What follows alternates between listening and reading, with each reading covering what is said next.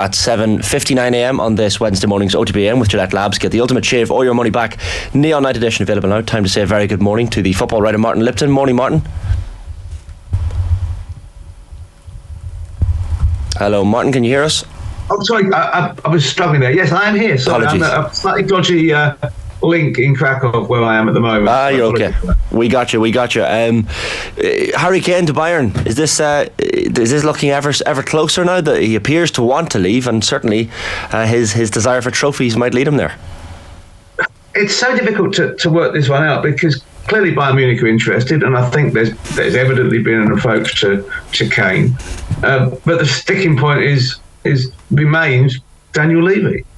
Is he going to sell at all? And if he is, what's the price? And I suspect the price will be significantly more than Bayern Munich are willing to pay. So that might preclude a deal taking place in any case. It's a difficult dilemma because obviously there's a significant risk that Kane runs his contract down and walks away for nothing. But the issue, I guess, is what is the best chance of Tottenham being in the Champions League next season?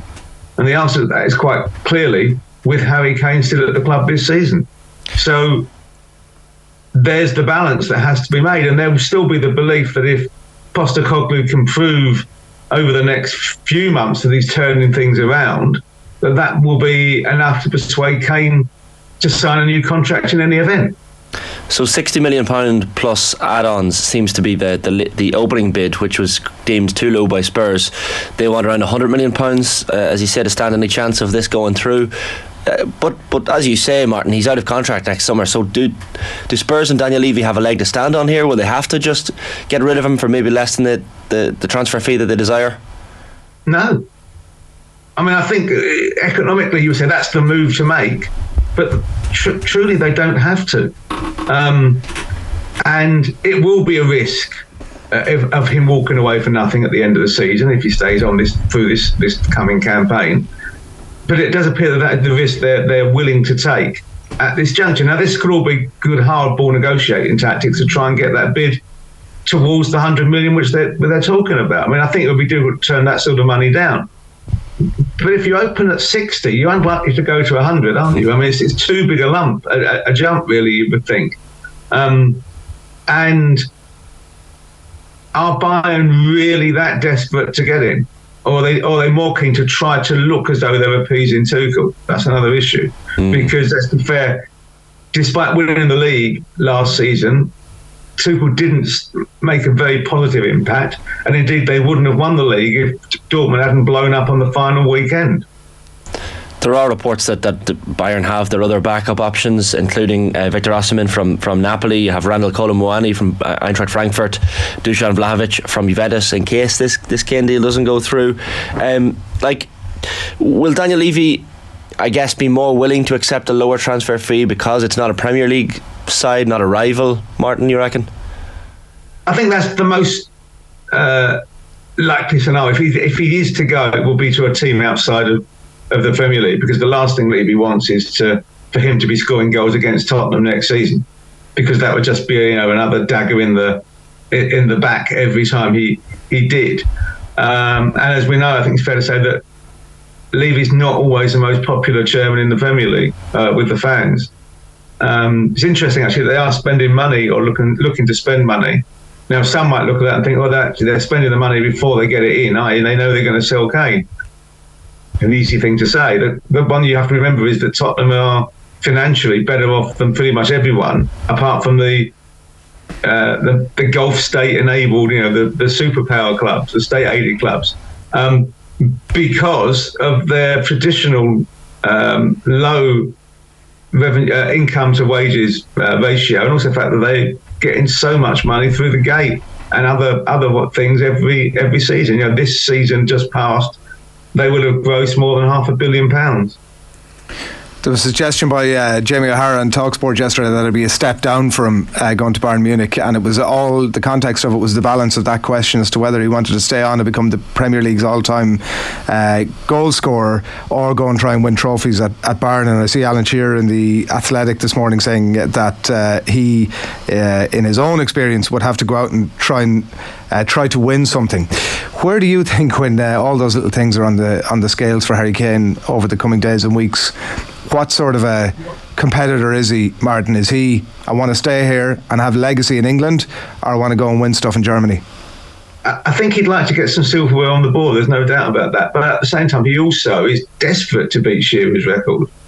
There's no question of that. I mean, you could argue as well, look, Shearer scored from this point, the age Kane is now, to the end of his career. Shearer scored 84 goals in 6 seasons. For a team that is significantly worse than the team Kane would play for, whoever that team would be. That was not a great Newcastle team. So even if Kane were to go abroad for 2 years, and I'm not saying it will happen by the way, but if he were to go to Munich for 2 seasons, win 2 titles because he would, potentially have a deep run in the Champions League because he would, he could then come back and he'd still have 4 years to score 48 goals at 12 goals a season. Now, you'd back him to do that because the talent's clearly there, and unless he was to have a significant serious injury, he could in 4 seasons, even at 36 at the end of it, comfortably, I think, break that record. Also, if he goes abroad, like he's out of the Goldfish Bowl, and the Premier League thing becomes less important for him probably in a couple of years. No, it's the most important thing. He wants to break that record because that's because I think, and it's a legitimate argument, the era of players staying at a club and staying at a league for their entire career has ended. Players will move more. You know, how long will Haaland stay in England for? 3 years tops, you would think. So if you set a new mark of getting it towards 300 Premier League goals, Kane will think that will last forever. That will be the enduring legacy. It will never be broken. I guess any interest from Real Madrid depends on Kylian Mbappe's future, Martin, but has the Manchester United interest in Harry Kane significantly cooled off? I guess the asking price is the sticking point there, really. Yeah, their money men will not sanction paying that much for someone they can potentially get for nothing in a year's time, or so it appears, despite the fact that Ten Hag wants him. And I think he would have been interested, no question, in United.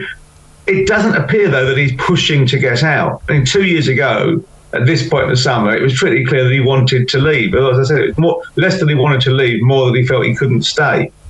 That doesn't appear to be the case this summer. You didn't have the grand wave goodbye at the end of the season, which you know, or any significant indication that he'd had enough. So he's thinking, well, I've got all my options open in 12 months' time. I can stay here. I can move. If I do move, I'm going to get a huge signing on fee wherever I go. I'll still get big bucks. I'm in charge of my own destiny. I mean, that may be he feels the smartest play anyhow. Ambition is one thing that I guess with Spurs Harry Kane wants to see, and certainly with transfers, incoming transfers. You know, last year's performance so poor in terms of an 8th place finish, and yet you see the likes of James Maddison potentially coming in from Leicester City. Would that maybe give Harry Kane pause for concern and I guess something to think about? Because even Ange Postecoglou coming into the club, all of a sudden surely Kane is thinking, well, this guy is exciting. Yeah, I mean, whether he knows enough about Postecoglou to make that judgment, I don't know. He'll obviously been studying and trying to find out a bit more. What is evident is that Tottenham are willing to spend money and are looking to back the manager. The goalkeeper's in. They've confirmed Kulusevski. Maddison appears to be on the verge of being done at 40-odd million. There'll have to be 3 centre-halves, I think, and a few others. I mean, it is not the end of the spending. It's got to be the beginning to persuade anyone that they're going in the right direction. But they will be noting it. You know, Spurs haven't had a number 10, a playmaker, since they let Eriksen go. That's nearly 4 years ago. Maddison, dead ball specialist as well, will create, will score. is a good player. It's a signing that the fans, that type of player, the Tottenham fans have been crying out for quite some time. And at 26 years of age, I guess Maddison fits a positive age profile as well. And you look at the way that certainly Ange Postecoglou set up at Celtic, you'll expect him at Spurs to adopt a bit of a 4-3-3 as well. He fits nicely, you'd imagine, Maddison, into whatever plan he has at Spurs. Yeah, I mean, look, we're assuming he's going to play with a 4-3-3, an aggressive high press, and try to invert the fullbacks, everything he did at Celtic. Well, we will find out. You need a dressing that isn't resistant to change. I mean, Tottenham have been the sleepwalkers 11, haven't they, for the last few years, bailed out by the centre forward. And that's not going to be the way they play anymore. A lot of those players, I suspect, will not be suited to playing with that intensity, and they'll have to go. But as a cultural change, a reset, is exactly what the supporters need to see. They need to be galvanised, they need to be infused, they need to be able to keep their eyes open, which wasn't necessarily the case over the last couple of seasons. You mentioned the goalkeeping position there as well, Martin, and that's probably been one that's cropped up in every transfer window of late for Tottenham managers, whoever they may have been. But Guglielmo Vicario from Empoli has been confirmed as a signing on a 5-year deal. £16.4 million is the reported transfer fee as well. I mean, this has been mooted for quite some time. Spurs needed a long-term successor for Hugo Lloris, and they appear to have got him. Yeah, look, he's been signed to be number one. Lloris will go now. I mean, Lloris has been a fantastic time at Tottenham. He really has. He's been there over a decade.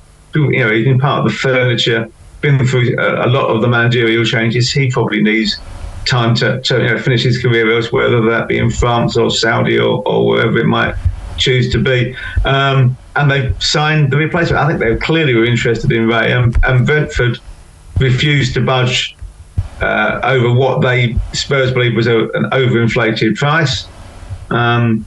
I wonder where that idea comes from with Daniel. There you go.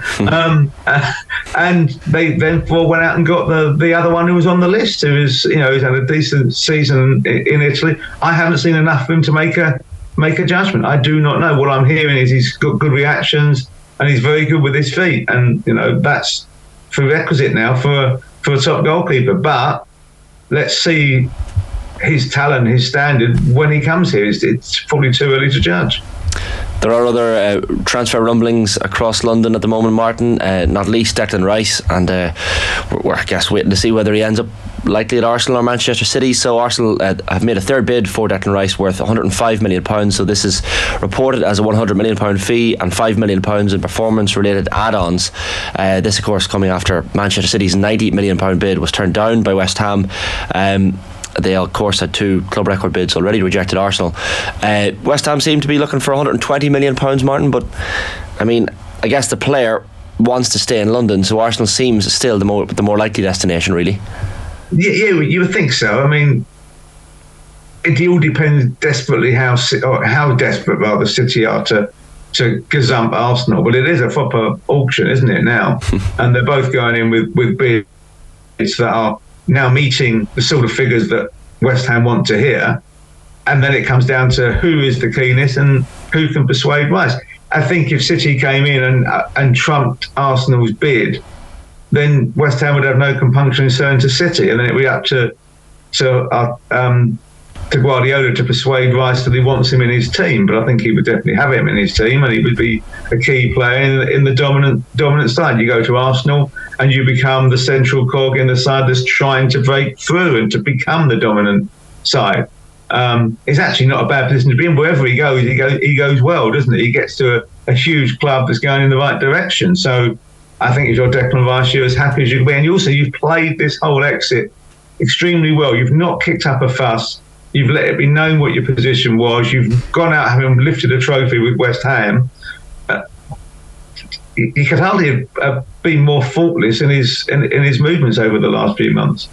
Market value is a funny thing, but if Harry Kane is worth 60, maybe 65 million, is Declan Rice worth double that? Well, I think Harry Kane's worth more than 60 million. That's why he's not going to go for 60 million. And Rice is younger. And he's in a position where people are looking for that and need that as the cog in the middle of the wheel. And evidently, if two clubs are paired to go to over 100 million, then he is worth that. I think a lot of people will in the Premier League, and certainly at West Ham, will look at the money that Chelsea paid for Enzo Fernandez and say, well, there you are. That's the sort of price you have to pay for your central midfielder. Now, I personally think that if you're talking about overpriced, Fernandez is the prime example of that. I think that Chelsea paid the top Bowley premium of about 150% of more than he's worth, because I think he's a £40 million player. But obviously Chelsea know better than I. Yeah, we'll keep an eye on the Declan Rice situation and of course the Harry Kane situation over the coming hours and days. Martin, great stuff as always. Thanks for hopping on. Cheers, bye-bye. Brilliant stuff. Football writer Martin Lipton joining us there on OTB AM with Gillette Labs. Get the ultimate shave or your money back in the all-night edition, available now.